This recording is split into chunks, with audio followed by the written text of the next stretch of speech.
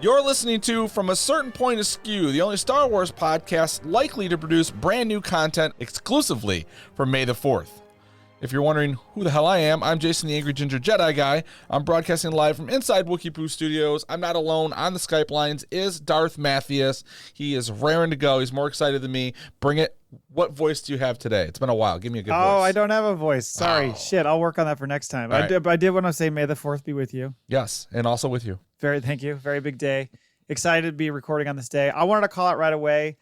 Congrats to Carrie Fisher for getting her Hollywood Walk of Fame star. I am a total nerd, so I actually watched the live stream of it afterward, but I went back and watched it. Did you watch Lord talk shit about the family? Yeah. I thought the speeches were great. Hamill was great. Yes. Basically trying to make you cry. Uh-huh. And then, Billy Lord got up there and she was good. You could tell she's got her mom's wit. Yeah. She was just firing off heaters left and right. It was pretty funny. and then she tried to make us cry. And I mean, to be honest, it doesn't take a lot, I don't think, because you and I share the deceased mother situation. Yeah. So it's like, right. Once you start talking about dead moms, yeah. and then the tears start coming. Some got in my eye. Yeah, exactly. But it was cool. It was a cool little ceremony they did, and it's awesome. Where was Harrison Ford? What the fuck? He wasn't there? No. Brat bastard. Unless he was sitting there quietly. They didn't call him out, so I would guess he was not there. Probably shouldn't bring light to the affairs they had throughout the years. Not. So Probably not. Yeah. leave that one alone. You know? See, there was a C-3PO there, and I thought for sure Anthony Daniels would pull off the helmet and be him. Oh, I was free. Yeah. I was free. They didn't invite him. He just showed up. But that was very cool for her. And I also wanted to share that for the first time since, I guess, 97, I got to see Return of the Jedi in the theater. Yeah, I didn't get a chance to. I was hoping to. I wanted to take my son to see it, but yeah, it was pretty cool. My kids had not obviously seen it in the theater, so it was good for them to see it, which is cool too because they have from an early age they dubbed our backyard Endor because it looks kind of like Endor. Oh, right. Okay. It's awesome to see Star Wars in the theater. The horns blasting you in the face just always gets you going. But I did have one gripe. And I guess this edit happened a while ago, and I didn't know it. But it has to do with the scene where, at the very end in the throne room, where Luke throws down his saber, and the Emperor's blasting him with lightning, and Darth picks him up. Well, in the original, of course, he just looks over, picks him up, chucks him.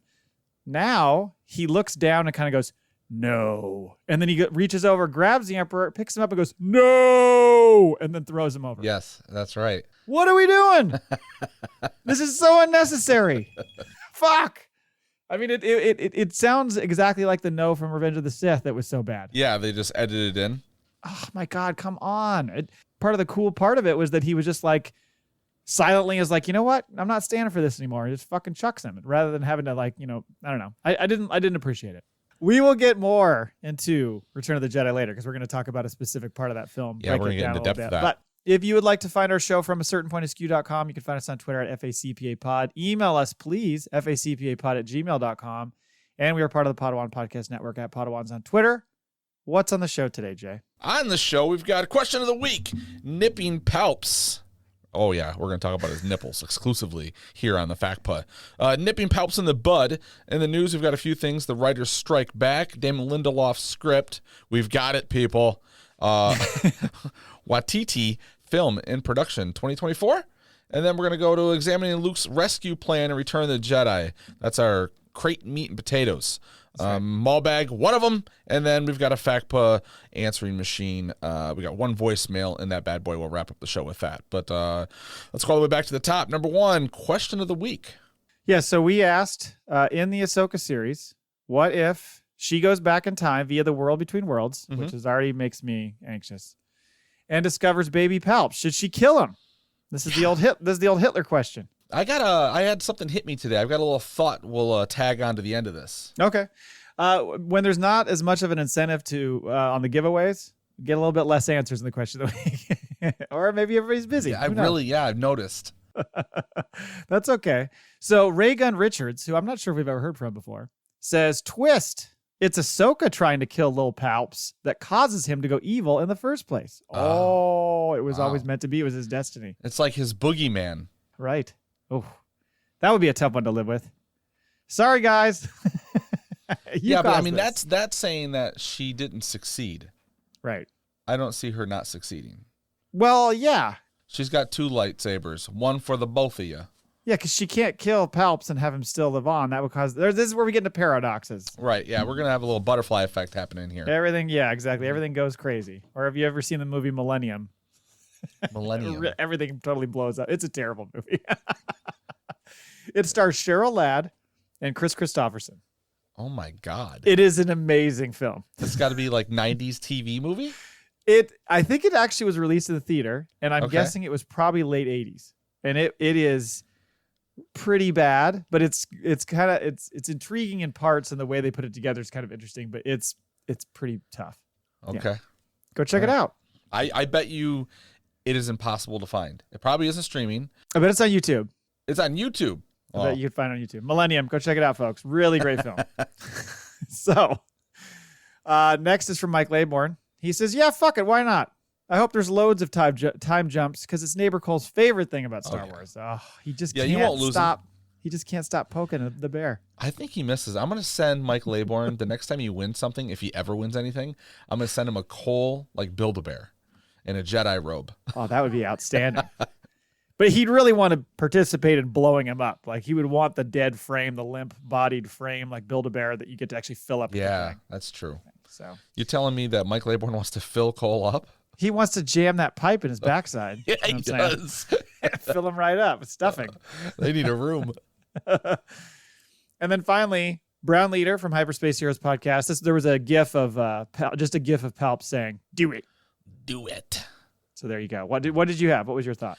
Well, I was thinking, okay, so we know Palps is from Naboo, and his family was, I believe, in the Senate or into politics before he was born. His father was. We kind of know where they are. Like, it would be hard for Ahsoka to hunt this person down, right? She's already familiar with Naboo. Of course. She's probably seen, the house has probably got like one of those plaques on it. You never tear it down. It's an historic place, So it'd be really easy to sneak in there one night. All she's got to do is just wait till go back 9 months from his birthday, right? Wait till the night he's conceived. And then when the 2 parents are together, instead of killing him, you kill the parents. Oh, right? Because you got to step above. Yeah, because you got to worry about the whole, where he says, is it in episode, which one is it? Episode 1, 2, 3? Which one is it where he says, I am all the Sith? I don't know if it's FACPA fact, right? There's a factoid for you. I don't know if it is, but isn't it like when a Sith apprentice kills their master, it's believed that they take on some of that essence of the master as well. Really? Is that true? And I think that's the rule of 2. Is so it always carries over into the next one, so they carry everything. The master always carries everything before him, right? I don't think you're going to get that if you kill Baby Palpatine, but let's just make sure no one's already been there to visit and give him a little Metachlorian juju already, dark side juju. So you got to take the parents out. Well, I was thinking also, if you don't take the parents out, do they just have another one, and it ends up being the same damn thing? They end up having another child. Like if their child is murdered, don't they just have another child? And then what if that turns out to be right as bad or worse? Yeah. So you get rid of the lineage. Whole lineage, wipe out the whole line. Do you go kill the grandparents? Do you find the grandparents? Brothers and sisters, so you gotta Ahsoka's got to go in there, and she's really gonna have to get some therapy when she's done with this. When she gets back to regular time, straight to the therapy office. All relatives, aunts, uncles, cousins, the whole thing, the women and the children. She's got to erase the bloodline. That is a chore. Oh man. Oh shit, that's funny. We do have one more answer, but it comes in during our voicemail segment later. So we'll get to that. All right, news. So the big news right now is the writer's strike. We talked about this last week or the week before, I can't remember. And it's here. It actually kicked off on Tuesday. And these things have gone on. They could be very short. It could be long. Most of them go a few months, it seems. But the longer it goes, obviously, the more long-term effects it has. And it really starts to mess up and kill off shows that people enjoy because they just can't bring them back around. I know. But we talked last week about how most of the upcoming Star Wars series have already been written or either in like pre-production or production. And I mean, and you mentioned how rewrites happen all the time, so that can be an issue. Tony Gilroy just came out and is like, hey, I just finished him 2 days before the strike. Yeah. He's like, just a coincidence. Like, how does he, like, I get, like, the honorable thing to do, right? You can't touch him again. But there's no way in hell he's going to be like, you know what, this line would kind of work. Just, right. I think it's a weird thing to try to tiptoe around. Because I think you could get called out on it if you do it. Like, yes. You know what I mean? And so that's why you got to be cautious about it. I saw something today about some writer was saying on the picket lines that they've received emails from a producer about writing something or doing something, and I guess the protocol is you don't even open emails. Like, you can't look at them, you can't do anything, you don't know what's going on, no job prospects, nothing until the strike is over with, and then you can jump in because that's deemed a no-no by all the writers. Well, and it's just so weird to me to think about people like Favreau or somebody working on a production while the strike's going on, knowing they are part of that and wrote it. They just have to, like, put a hand tied behind their back and say, I'm not going to. Well, yeah, because they're not in production in anything right now, so they're fine. But Andor is, like Tony Gilroy. Right. So as far as I know, the showrunners, if they're the writers, they can't be on the sets.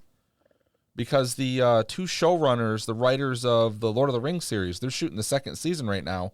And I just saw a Variety article that said that they are moving forward. They're going to continue shooting. The directors are, and the showrunners are not allowed to be on set. Neither are the producers. So Gilroy can't be on the set of Andor while it's shooting? I'm thinking so. So he's just got GoPros hooked up to the directors? Right. Well, I don't know what their involvement can be. So that's the scary thing, man. Is like, sure, the scripts are done, but I don't know.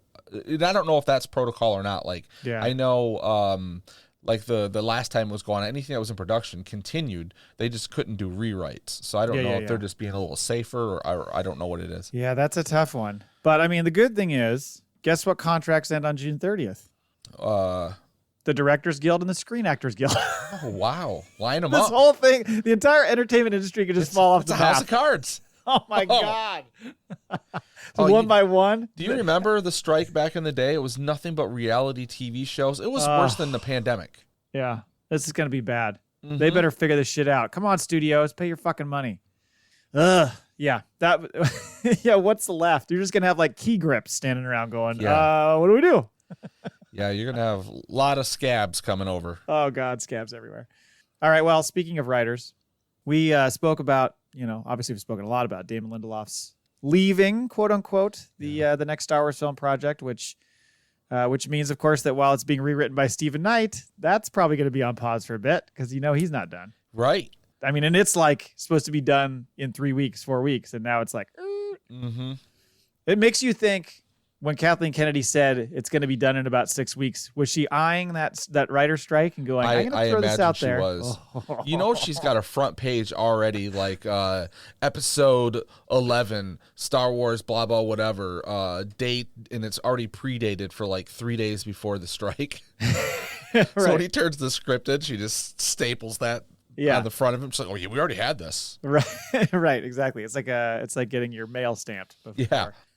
There was a rumor that Lindelof's script was supposedly 60 years after the sequel trilogy, and that Rey would be an old woman, and to the point where he even like had an idea of like a Helen Mirren type person playing her.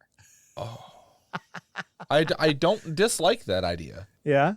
Yeah. So this was his thought. Yeah. I don't know. Like, what do you need that old of a? I mean, you're missing out. I mean, he's really like, let's move this story forward then, right? Do you think Helen Mirren's like, hey, am I that old? Like Helen. How old is Helen Mirren? Oh, she's got to be, 70? Let's go with 78. She is 77. Good guess. Born in 45. It's an interesting concept. It was supposed to be her training 2 new Jedi Knights, essentially, as an old woman. Okay. Older woman. Yeah. I don't know. But then he also said in the same interview when he was talking to like Esquire, I think it was the same interview. So he admitted that this took place. This was him saying it took place 60 years. Sorry, I'm screwing it up. I think the rumor is that this was what the script was. And also in an interview separately, he said that he was asked to leave. Yes, I saw that. He specifically did not say like we parted company, right? Just, differences, creative differences. It was literally like you need to leave. I think the rumor, though, is that the script was that. I don't think he ever revealed that. So that means that Stephen Knight is most likely doing a page 1 rewrite, like a complete overhaul. Well, if it's going to take place 45 years now before what he was doing. Yeah. I mean, there's still ideas and themes probably they can work with, and then, just kind of restructure it so it's, younger Rey or something. But it's interesting, but I don't know why that they would have gone that far ahead. And it's not like he duped Kathleen Kennedy. Right. It's not like they didn't sit down and was like, here's my idea. He pitched an idea. Right, exactly. Then he wrote the script. He probably turned in like a story, like a beat for beat or whatever. And then she agreed with it. He went off and wrote the script, line for line after that. But, it's not like he turned that script in and she was like, whoa, we didn't talk about old lady Rey. Maybe he did. Maybe he pitched 20 years and then he came back with 60 and she was like, whoa.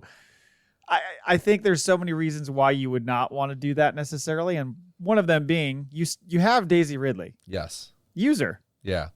So it makes sense to go 15 years in advance and use that. And you can still tell somewhat of a similar story, I guess, depending on what his storyline was, because she's still rebuilding the Jedi Order. Like those elements are still there. Maybe she's just not as far along. Right. By making it 60 years in the future, you have no other characters that you can bring in. Like, is Finn still around? Well, and that's the thing is like, all the hate that the trilogy does get, right? Like no one complains about the actors. Right. So like why? I mean, that's you've got a really good standing with that. You got a good foundation. That surprised me they were going to go 60 years ahead. Yeah, it seems a bit wild. But sorry, Damon. Kennedy's decision. Yeah, sorry, Damon. Also, he's young. He'll get a Star Wars something in there. He did say something about like how he still would like to do a project. Yeah.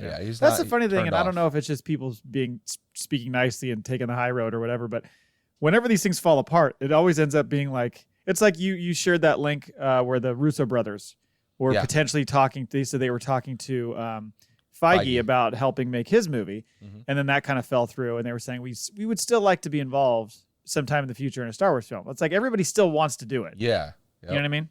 Finally, Kathleen Kennedy said recently that Taika Waititi was still working on the script for Star Wars and he kind of wanted to do it on his own. He had his own little creative process, and she's kind of letting him just kind of do what he wants. I think she probably said, "Go write whatever you want, but like when you bring it back, like we gotta be on board with it." We're gonna have Lindelof look at it. Yeah, right. Pass it by Damon Lindelof first. He'll tell you if it has any chance of making it. But maybe he doesn't. He wants to work freely without getting notes along the way. So then deliver a more polished product or a final product of sorts, and then say, "Okay, now tear it apart." I think that's what the idea is, and I think she's letting him do it. Like, go ahead. But she's literally talked about how he's working on this, so it's not like this is all happening hush hush. But then there was a report out of Deadline that says he wants to start directing this film next year. Now, of course, this writer's strike is going to throw a fucking monkey wrench into that thing. Right. But that's pretty fast, and that means that it's because I think what's he finishing up now? Well, he's got the soccer movie coming out. That's finished, but he just in the trades, was it today or yesterday, he had signed on to, it's a book that he's going to write and direct. Okay. So I don't know where that fits in. Also, I just read that Kennedy was saying something recently that she's looking for like a 3 or 4 year gap between Star Wars movies. So yes, but that doesn't line up with everything else she's saying. So I don't know. Yeah, I was going to share that quote. She said, quote, "I've often brought up Bond, that every 3 or 4 years, and there wasn't this pressure to feel like you had to have a movie every year. I feel that was very important to Star Wars. We have to eventize," there's a fun word, "this. It's much better to tell the truth that we're going to make these movies when they're ready to be made and release them when they're ready to be released. So everybody get off my fucking back." I think that's a diplomatic excuse, right? But yeah, and she's right with Bond, but Bond's one character. This is a huge universe, and Marvel has proven true. Even like the movies, I think Phase 4 is getting a lot of flack, and it's not been as good as the last ones, but they're still making $500 million, and they're calling that a failure. So I don't see why they can't do a Star Wars film a year, every other year even. Every other year feels like that would be easy to accomplish. I mean, Marvel was doing what? Maybe they still are. I don't even know their schedule now, but they were doing like 2 or 3 a year. Yeah, they were doing 2 to begin with. Then they did 3. I think 3 was there was 1 year. I think they did 4. Jesus. But they're that might have been because Sony Spider-Man was counted as the 4th. Right. Okay. Yeah. Yeah, because this year they've had Ant-Man. They've got is the Marvel one coming later, and then Guardians of the Galaxy. Yes, and then there's also, they moved the other one. There was what was it? Marvel's is later. Yeah. Okay. Huh. Well, we will see. Mm-hmm. That's all I got for news. That's it in the news? Yeah. You ready to talk Return of the Jedi? I am. Okay. So it's the 40th anniversary, obviously, which is why they released for just 1 week, I guess, as they're releasing it. God, we're old. 40th anniversary. No. Oh, man. So a topic I had jotted down a long time ago for this film is what exactly was Luke's plan to rescue Han from Jabba's palace? Because if you walk back through the sequence of events, it's pretty loosely organized, and some might argue kind of lucky. Disagree. Okay, there have been many articles written, and there's like 5 years ago, somebody wrote an article, and it like caused all these other articles to pop up. I think it must have been during the 35th anniversary. So I want to go through some of those kind of complaints, concerns, etc., and you can shoot them all down. Yeah. Like, for instance, some would argue that this is like this fully elaborate plan by Luke, while others think that it was just a bunch of like a series of failed subplans. Like the original plan was, Lando was going to go in there and do whatever. Then it was the droids were going to be gifted. Then it was Leia was going to go in and try to get him out with Chewie. And then all this other stuff happened. And then how the fuck have these people not seen the same movie I have? I was writing you. I was like fucking, how old was I? 83? I was 6, 7 years old when I saw it. I saw it in the theater. And you knew it then. I don't know. Yeah, okay. So, and I told you, I said, I don't know if it hit me then. I was like, man, this is a fucking master plan right here. But I know, like, growing up, like, watching on HBO, like, Return of the Jedi, the first half has always been one of my favorites. Yeah. Of all the Star Wars movies, because I think I love it's kind of like a little heist thing, right? Like he's putting his players in, they're gonna go in, and they're stealing fucking Han Solo. And no, you don't have everyone's. You didn't get the scene, like you didn't get fucking George Clooney, saying this is what we're gonna do, Brad Pitt. Right. As he's eating fucking ice cream, and they're going over, they fucking cut that part out.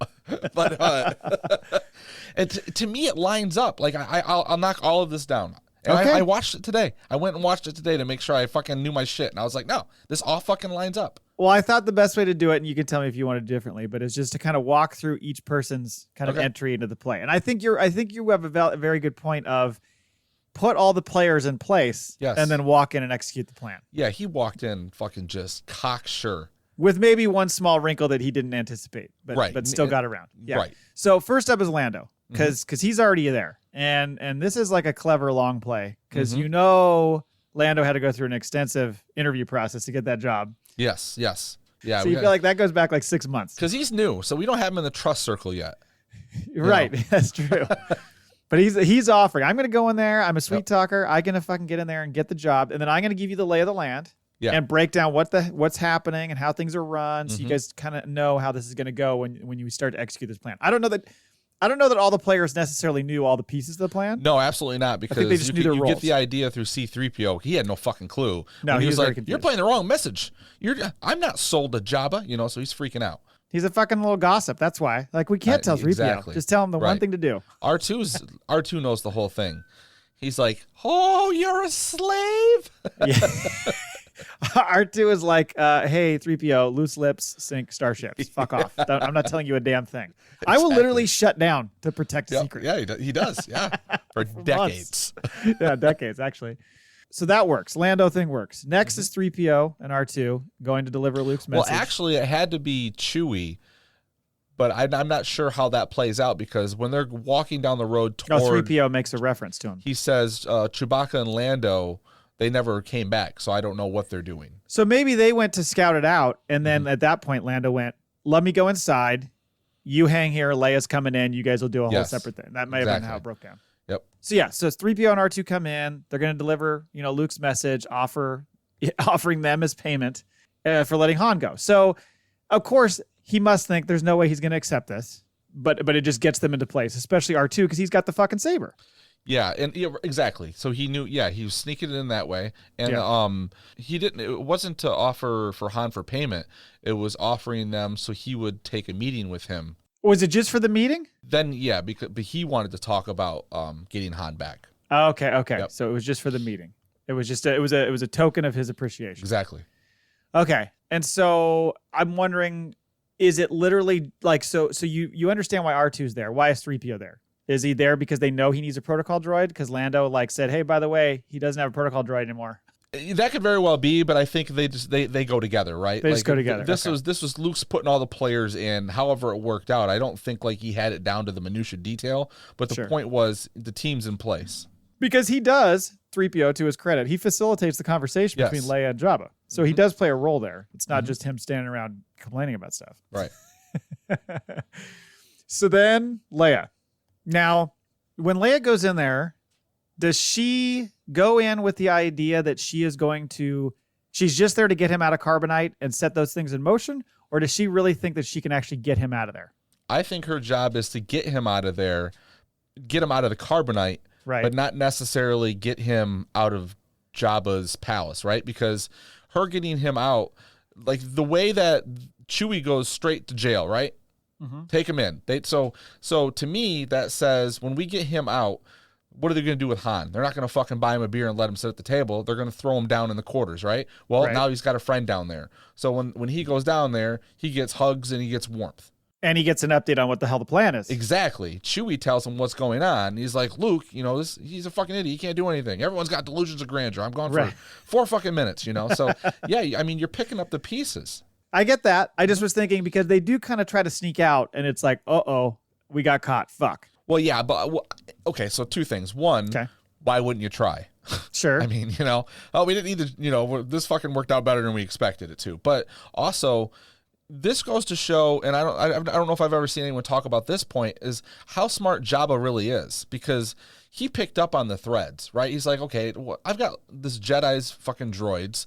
I've got this Wookiee just comes in out of nowhere. It's all too convenient. Yeah, exactly. So he's hiding behind a curtain. He's like, let's see what goes on tonight. So I like the fact that he's like, you ain't pulling one over on me, but he doesn't see the whole picture. Okay. Well, that makes sense. Because I thought about it too from the standpoint of I didn't think about necessarily the put Chewie in the jail so that when Han is released, he has someone to kind of talk to him about it.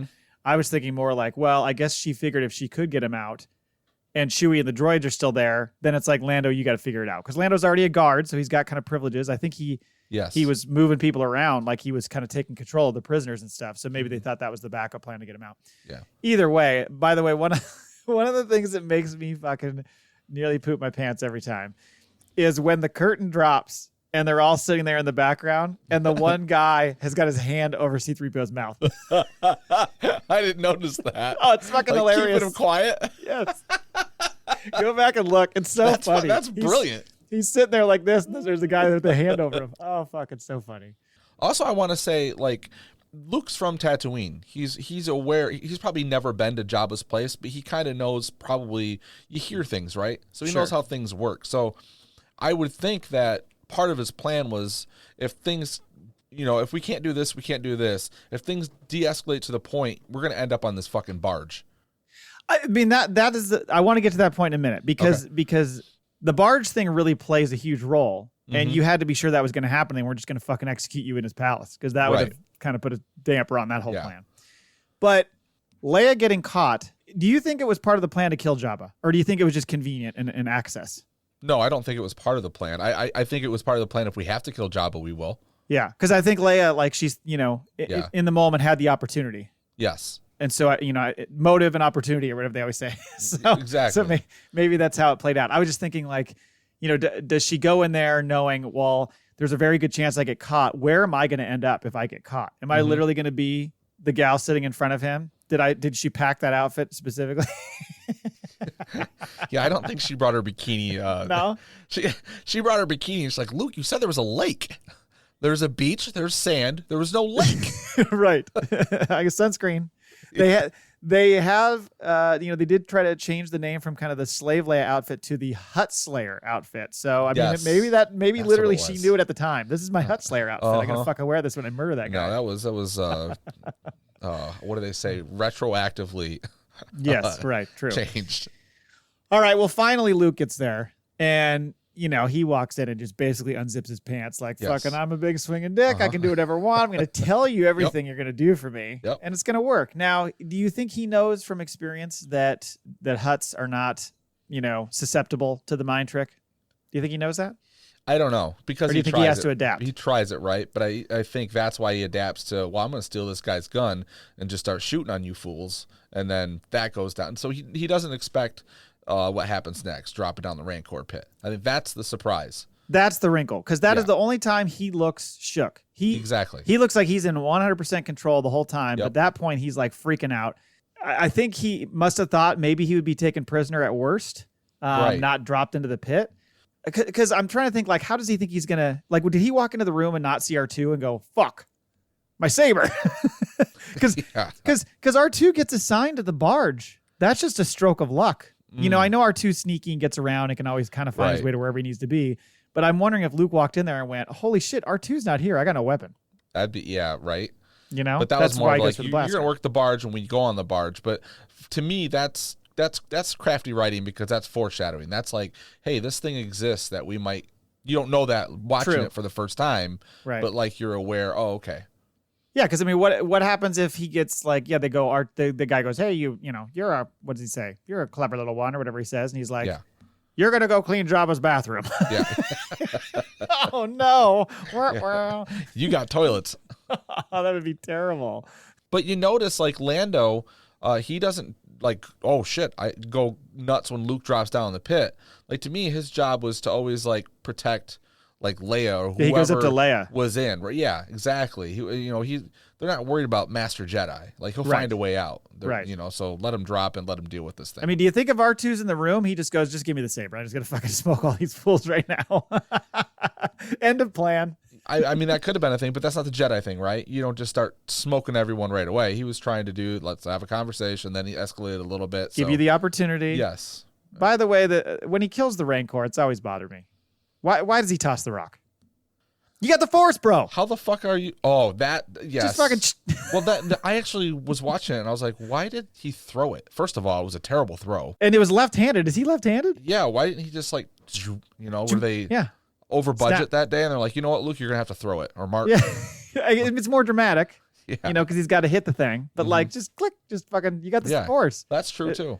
Is one of those, like, Silamari guys or whatever around, like, clouding his Force abilities? I don't think so. Did you notice? It's the first time I've ever noticed this. After it's just before Leia sneaks over to get Han out of the carbonite, the camera's panning by the stairs, kind of to show like, oh, everyone's sleeping, passed out, it's quiet, and you see what I think was like a Sebulba type guy, alien, walk down a couple of stairs, and he was walking, that like he was walking the same way the camera was panning, and I was like, hey, holy shit.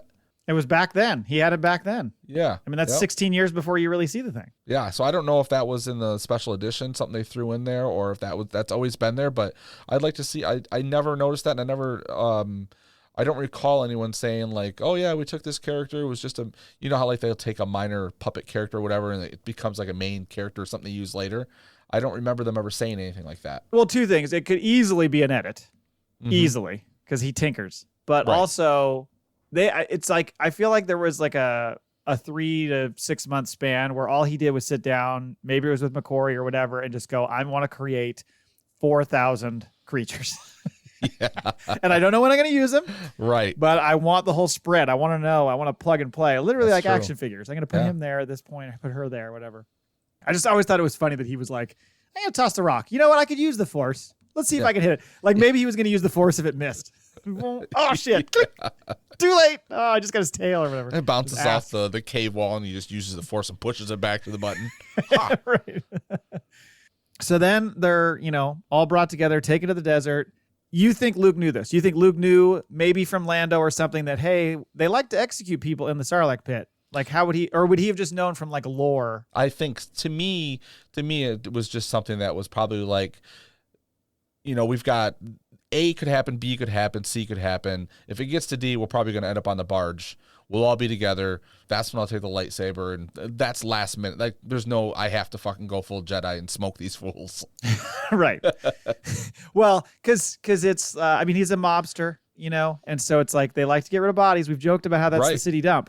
and so maybe he just thought he'll never come back. It's like Lake Mead outside of Vegas that now is dried up, and all the fucking people are trying to. If you pull that fucking Sarlacc out, he's hiding under a trailer full of E.T. Atari games. Oh, that game! I had it, I think. You ever see that doc where they took a bunch of the ET games and they controllers, all this shit, and they took it to a dump, and it was like this mystery. No one knew where all this shit went, so they spent they went back years and on images and found out to the point where they figured out where they were dumping the day these mysterious 5 semi-trailers, I think, that went to the dump. And they dug and whatever, and they used fucking oil rig drills or whatever. I think it was. Why? It was just they wanted to find out if this myth was urban legend was real or not. So they found it. They found a bunch of ET games, and they found controllers, all this shit. Well, why would that shit all be dumped? What was the purpose of that? There was something to do with it wasn't going to sell. All and that they shit wanted was to act a like big it did? bomb. Yeah, so they just let's get rid of all this shit. So yeah, it was really weird though, because it was this night send the trucks to the dump at midnight. That's a pretty extensive plan to get rid of it. Not just take it to the city dump and just go fuck it in a bunch of boxes. Literally be no, we got to bury it, 50 feet underground. They buried it at the dump. Oh, it was at the dump. I got you. Got you. Okay. But then they had to figure out, because this dump's massive. Where do we start digging? Oh, so man. they went back. It was an interesting. It was a fun doc. I'll have to check that out. Then we get to. Sorry. I also sent you another article where a guy was making the argument that the whole thing is Luke taking his final steps in becoming a Jedi Knight. So he had a rough idea of the plan in place, but was just kind of letting the Force do its thing, letting his destiny take its role and all that kind of stuff. Maybe he had a vision of how it would ultimately end. Sure. He knew I'm going to end up at the Sarlacc pit, so this is all going to play out. Yep. I just need to put these pieces in place, and all of this will happen, which I thought was an interesting theory, because then he talks about how when he talks to Yoda, Yoda's "You're now a Jedi Knight." Was this kind of the thing that essentially was his trial? Mm-hmm. Yeah, that all makes sense. Yeah. And then that also being him doing that was kind of the reason why he does what he does at the end of the movie, where he just goes, I'm just going to open myself up to the Force, let the destiny and the Force play itself out. I'm going to surrender to the Emperor and to my dad, and it's all going to work out, because I've got I have this idea or this vision of how it's going to work out in the end. Maybe that's what it was. I don't know, because it's pretty hopeful, and I know we're all built on hope here. But it's pretty hopeful, some of these things to put in place to just be we'll see how it goes. We're going to wing it a little bit, but it is definitely not the Ocean's 11 plan like you mentioned. It is not down to the fucking detail. Yeah. So you think, put the people in place, I'll figure it out. Just got to have my saber there hidden just in case. Yeah. And he knew all that shit was kind of. I don't think it was a master. I don't think everything went off the way he planned it. I don't think it was that specific. Nothing ever does. It was, let's get the players in place. Let's get things moving. We'll find a way out of this. And then there was the deleted scene where they're on the little smaller ship. Yep. Sailing away from the barge as it explodes, and he puts the cigar in his mouth, and he goes, I love it when a plan comes together. That's my favorite part. Did you have any other comments? I just thought it was fun to break that down. No, I was really surprised. People hate watch that shit. Try to be Are you really surprised? Well, that's true. But I guess because I've never come across anything where people are it was a lot of the one. I don't know if it was the one you were picking from, but the one article I read was really everything was convenient. Everything kind of just happened out of convenience, or what really was the plan? Because if she shows up and gets him, why did they? Well, no, I don't think that was the plan, because you still had Lando that was fucking in there. You had the 2 droids, and you had Chewie down in jail. If they got out, sure, but Luke was still coming in. Right. I think the one you're referring to is the one that set everything off. It's the person who wrote that article 5 years ago, and then everybody was reacting to it, adding on to it. I think there's also a bit that's for those of us who grew up with it in our childhood, you take things at face value or whatever. You don't ask these questions. So then as an adult, you look back and go, wait a minute. Yeah. That was kind of, like you said, that was kind of convenient that this happened and that happened. So I think it's just people being nitpicky that way. Yeah. Like I said, if they had the whole fucking George Clooney telling you the plan from the beginning, and then every plan has to go a little wrong, right? So even whatever you planned, the Rancor we didn't expect. There were things that just went south, but I think the whole point was hey, we've got a little heist going on here. Players, it's fun. It's meant to be fun. Right, and in the end, I mean, he didn't want to get shot in the hand. He didn't want to fight the Rancor. Yeah. Lando almost died. Yeah. I mean, some shit happened. What was the guy who wrote the article? We should give him a shout out. If anyone wants to read it, they can look it up. The one about the Force thing? Yeah, or put it in the show notes at least. I'll put it in the show notes. Okay. Let us know, folks, by the way. If you'd like to email the show or whatever, let us know what your thoughts are on it. Did you feel like it was a legit plan? Do you feel like, it was maybe a smaller plan that exploded into something else? Or do you think it was meticulously planned out and step by step? I mean, if you're going to complain about this awesome intro and then not complain about some fucking tree koala bears taking down the Empire. Well, I'm sure there's that too. I'm sure they're doing them both. Okay. Worrying about the song changing at the end, for sure. Why'd you get rid of Yub Yub? Yeah, I know. So funny. All right. That was that. Moving on to the mailbag. Yeah. Maul Bag, sorry. Did you see this? You have to actually pull it up. It's an Instagram thing that Mike Laybourne sent, and he said, "I know AI made this, but I'd still watch it." And it's a clip on. It's an Instagram reel. Oh, is it reel. The Wes Anderson? Yes. If he made a Star Wars movie, if he made a Star Wars trailer or whatever. Yeah, it's brilliant. Fucking funny. It was really funny. It was Owen Wilson as Darth Vader. Yes. Wow, or whatever it says. He does it in his voice. And I like how they also say it stars. I can't remember who Willem Dafoe is starring as, but it was his face. Was it Yoda? It might have been Yoda. Oh, so fucking funny. Anyway, so I'll put that in the show notes too for Mike. It's funny because there's a whole. It was like it's been a trend for like the last week or so, like people recording like their day as if it was a Wes Anderson film. Yeah. And there's been some really creative ones, but this Star Wars one is like top notch. I would watch this. Yeah, it looks really funny. I mean, and it hits on all the little beats, like all the like bold colors and weird arrangements and all that stuff that is so Wes Anderson. Yeah, it's very good. It's very well done. Thank you, Mike. FACPA Answering Machine. This is a message from Rural Farm Boy. Thank you for sending this in. He's going to answer our question of the week and share some other thoughts. Take it away. And of course, as always, please stop me when you'd like. I gotta get your screen up here so I make sure that Somebody stop me. Here we go. J. Darth Matthias, it's Arpy. Well, it done when happened.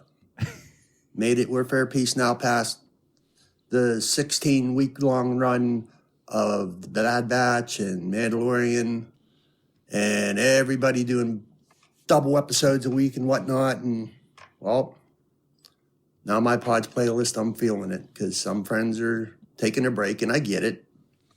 Taking a break. This guy has 150 shows that he listens to. This should be good for him. Yeah, and then if some of them are doing 2 episodes a week, so they were doing an episode on each show, and they must have been on all of it. Man, yeah. How much coke do you do? It's just soothing. It's like music to him, I think.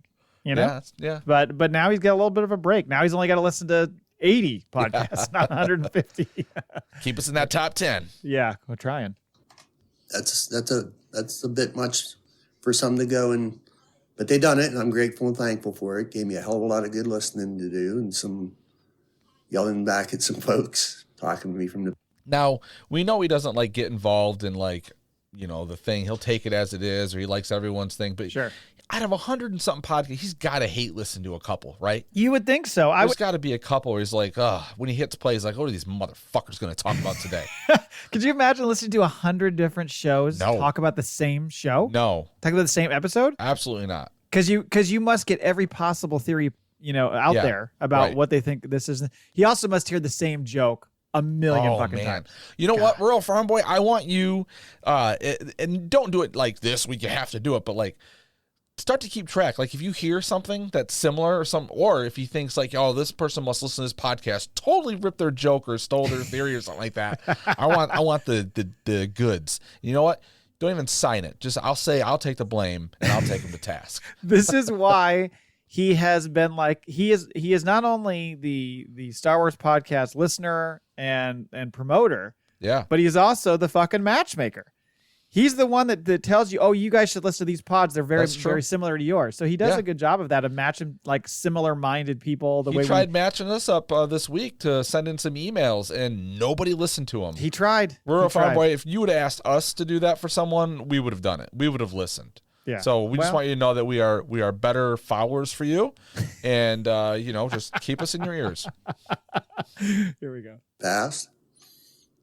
And starting to put me to a wonder is I found some other new pods that are starting up and some dropping on May 4th and whatnot. And some other ones been going that I don't know how I didn't find until now. So making me wonder, am I going to start feeling it when they start getting together with everybody else that I already got, and then come Ahsoka, whenever that starts all up, might be putting a big old foot down on that ×2 speed. Oh. Because I think he adjusts his speeds. I think he normally listens at ×2, which is so fucking fast. That's so hard to do. Yeah. I listen time and a half to almost every podcast I do. And then, of course, you go back and listen to ×1. It's like, Jesus, are these people drunk? Like, what is going on?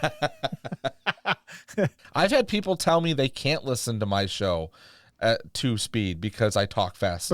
Yeah, too fast? Yeah. Well, that's okay. I think 1.5 is legitimate. 1.25. There's certainly some pods I listen to at 1.25 because the guys talk fast. It almost feels like when you submit your new podcast, your new Star Wars themed podcast to iTunes, they should like immediately email you and be like, okay, we need to let you know that you have to send this to RFB, or maybe they email him. It should, he gets a notification. It should just be built into like when you send like he gets the Star Wars beacon goes up. It's a hollow RFB. We got another one,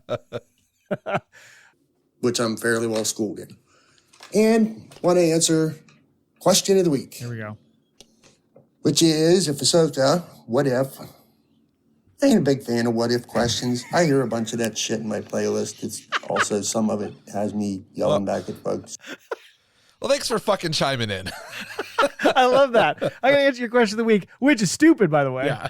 Not a big fan of it, but, what are you guys doing? Yeah. I'm going to answer it, I guess. I don't like this. Oh, fuck, that was funny. It's talking to me from the past. What if Ahsoka goes back in time via the world between worlds and discovers Baby Palps? I feel like he's going to say, well, I don't want to get in her way, so I'm not going to say whether she should or shouldn't. He's very live and let live. Yeah, he's just going to be neutral the whole time. Yeah, he might. We'll see. She kill him? My opinion, no. That ain't who Ahsoka is. That ain't what she does. Okay. She ain't a life taker. Bullshit. I've seen her take heads off of fucking stormtroopers. That is true. Wait. No, it wasn't stormtroopers. It was Mandalorians, right? Yes. When she did the 4 people spin in the air and you're right. They just rolled. Because I was thinking back on it, I was thinking the vast majority of her kills have been robots.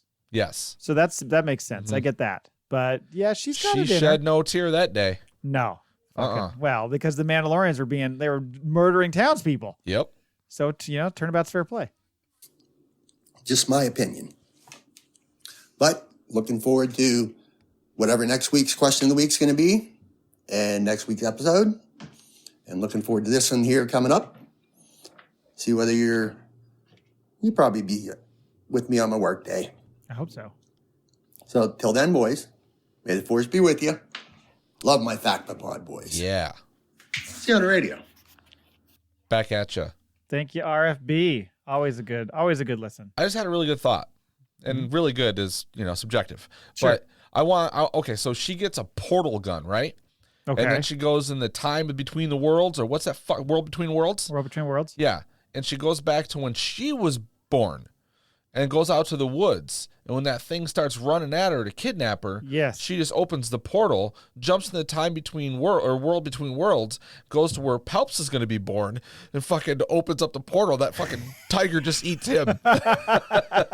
So technically, she didn't do it. Right. She just put she put the pieces in place, just like we talked about with Luke. She didn't have a direct hand in the actual fate of Palps. Well, make her sleep better. Mm-hmm. Pretty sure we're going to see her kill some people in the Ahsoka series. Just saying. Oh, yeah. People are going down. Thank you very much, RFB. Appreciate it. I think that's all we got this week. Oh, man. We're done already. We're done. All right. Well, fuck off, everybody. We'll be back later. This is what happens when you don't send us emails, or the answer machine really is just, recording your voice and sending that to us in an email. So we would love some more for next week. Okay. So we'll let it slide for now, but you know what? I'm not F you. Thank you for listening. And until next time. Laugh it up, fuzzballs. We have spoken.